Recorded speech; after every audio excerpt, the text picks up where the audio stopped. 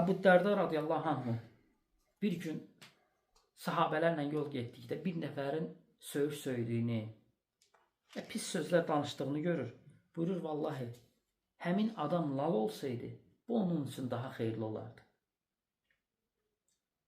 Bu onun üçün daha xeyirli olardı.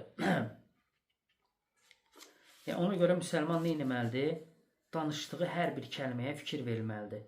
Yəni, insan ümumiyyətlə çalışmalıdır. Müsəlman, xüsusən də müsəlman çalışmalıdır ki, danışığına fikir versin, az danışsın.